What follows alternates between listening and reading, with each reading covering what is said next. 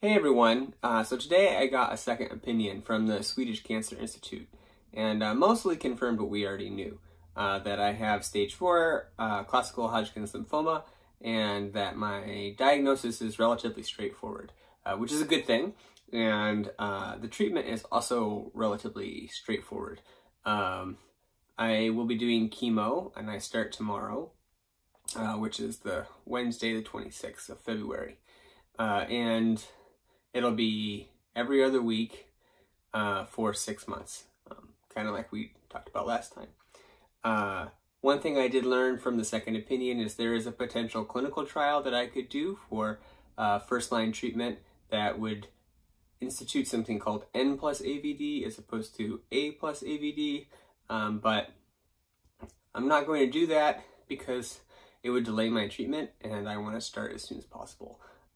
Plus, there's absolutely no guarantee that the N plus AVD is actually better. It could be worse. So it could be a few percentage points better, could be a few percentage points worse. And I'm just going to stick with what I can start right now because I want to get going. One of the other interesting things I think that came out of the second opinion, aside from just some peace of mind that we are fighting the right thing, which is really important.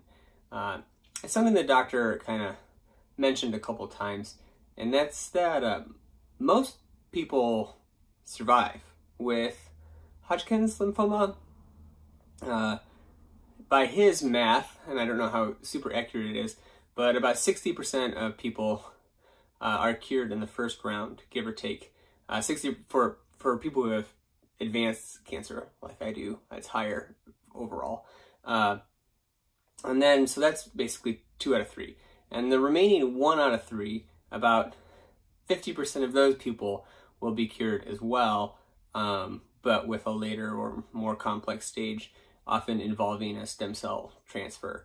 And that means that, really only about 15%, give or take, of people have effectively untreatable or uncurable lymphoma.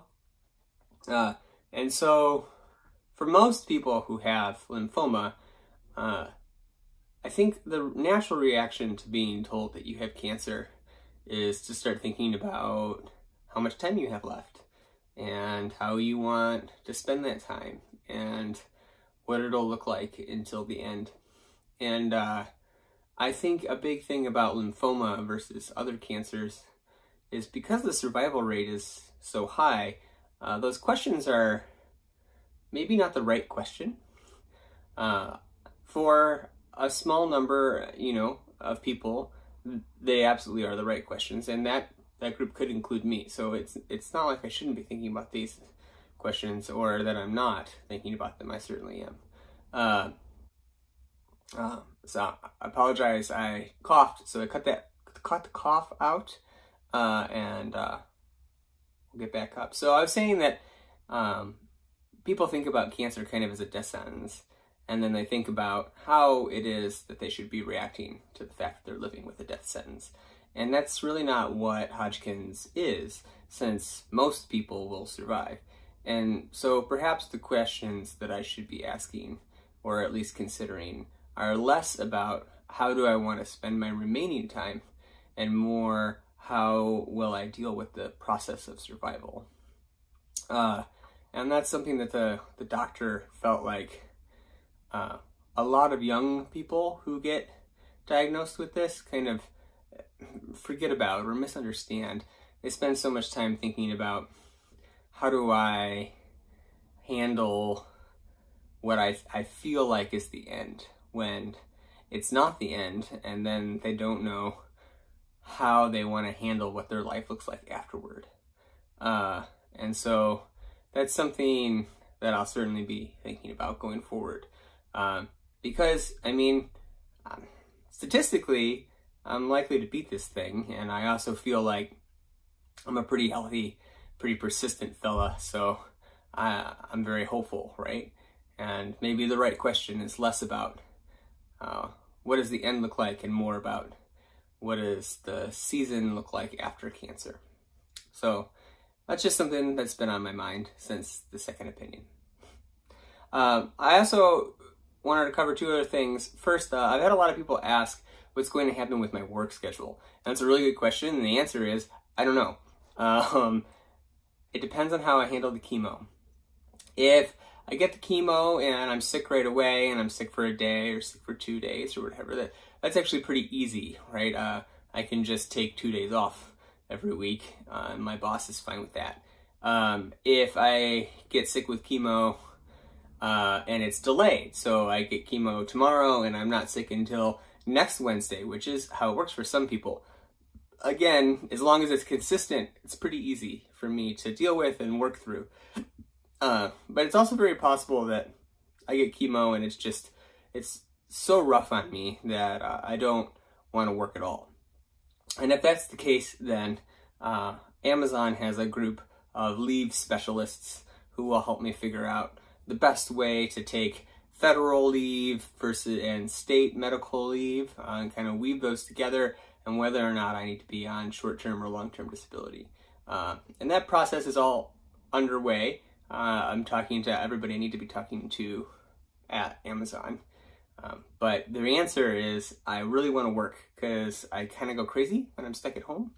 And so we'll see, and hopefully I won't have to take leave. Hopefully I can just fill in days as needed. The last thing is yesterday I had my second surgery for my port. And the port is this like little thing they put in you so that you don't need an IV in your arm all the time.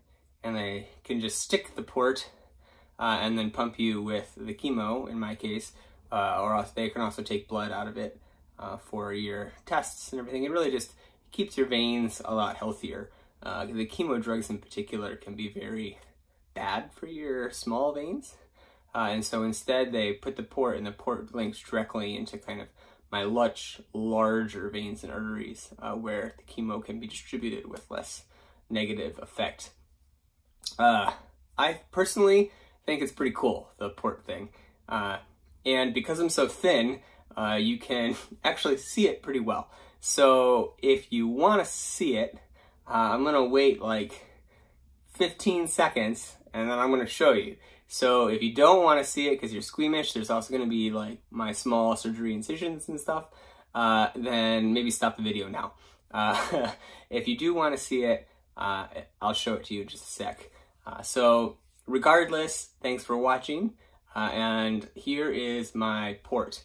A friend of ours made sure to get a Bard power port specifically, and that is in fact what I was put in by my doctor, was a Bard power port. So that's what I have.